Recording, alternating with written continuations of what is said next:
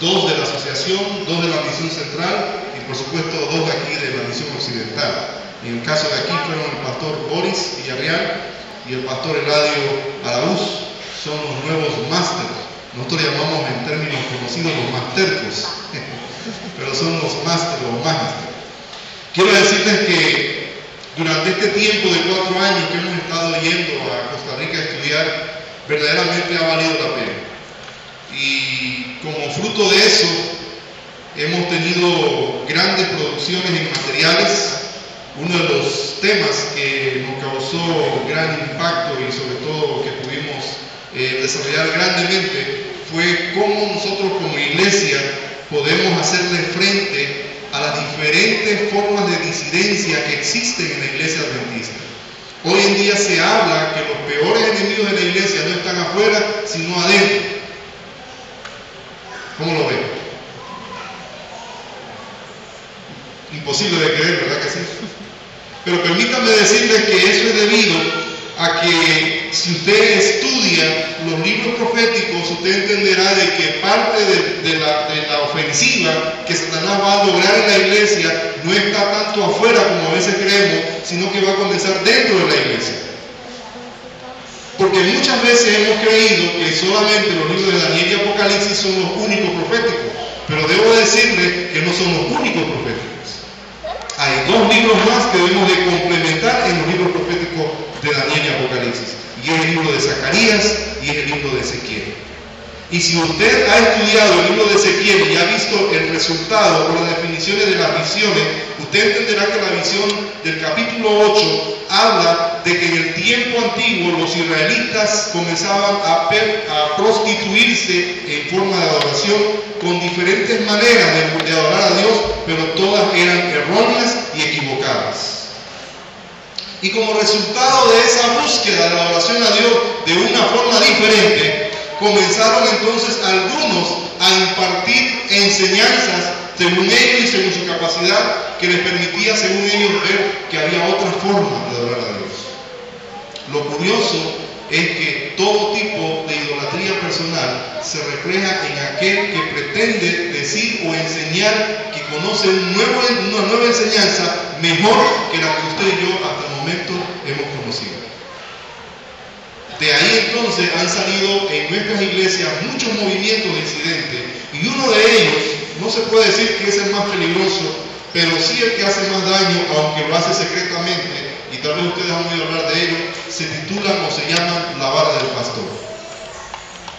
Hemos recibido una clase completa sobre cómo realmente descubrir las fallas de este movimiento, que tiene que ver, si algunos hacen referencia, con los davidianos y también con lo que ocurrió hace poco en Waco, Texas, con David Koresh. David Koresh es una rama apenas de eso. Su nombre, su fundador original es Utef. Es un hombre que era empresario, que por algunas razones salió resentido de la obra y comenzó a usar los escritos de Ellen G. White para entonces él basar su propia enseñanza y su propia doctrina. Y hoy en día, este movimiento también cree en la iglesia adventista, cree que es la iglesia verdadera, pero ellos se autonominan que después de la iglesia adventista, ellos serán los remanentes de la iglesia adventista. Por eso al final voy a presentar una proyección donde muestro un estudio que hicimos sobre el fuerte clamor, pero no va a ser el tema que vamos a presentar en esta hora. El tema que quiero presentar en esta hora es cómo está mi vida preparada para el encuentro con Jesús. ¿Vale la pena prepararme ahora o prepararme después? Es la pregunta que tenemos para ustedes. Y para ello quisiéramos entonces entrar en materia analizando lo que dice el libro de Habacuc. Habacuc es un libro que también revela ciertas visiones proféticas. Y es necesario que usted y yo podamos profundizar en la palabra de Dios. No es simplemente conocer la palabra de Dios. Hay que aprender a profundizar en la palabra de Dios. Porque lo que nos va a hacer a nosotros seguros de lo que hemos creído no va a ser necesariamente lo que hemos aprendido porque los pastores nos han enseñado, entre comillas. Y digo entre comillas porque no debiéramos limitar nuestro conocimiento simplemente cada vez que el pastor venga a enseñarnos. nosotros debiéramos incrementar nuestro conocimiento con todo el material que tenemos que produce la iglesia, y de esa forma, cuando el pastor venga a enseñarnos, podamos entonces decir, es correcto, porque así lo hemos estudiado y así es. ¿Qué les parece? ¿O creen que es mejor que el pastor le enseñe a ustedes toda la enseñanza? Pues déjenme decirles que no, porque entonces nos volveremos dependientes. Y recuerden que la Biblia habla del estado de los cristianos. Algunos todavía están ¿con qué cosa? Con mamadera. ¿Y sabe qué significa andar con mamadera? Que usted todavía no ha crecido a la edad que Dios quiere que usted crezca para que sea un adulto espiritualmente hablando. Por eso es necesario que nosotros estudiemos más la palabra de Dios y profundicemos más en ella. Así que vamos a ver este texto y ustedes van a ver algo interesante en este texto. El primer versículo que vamos a estudiar, el versículo 3, dice, en mi versión dice, porque la visión es para el tiempo fijado. Y voy a parar aquí. ¿Por qué dice la Biblia para el tiempo fijado?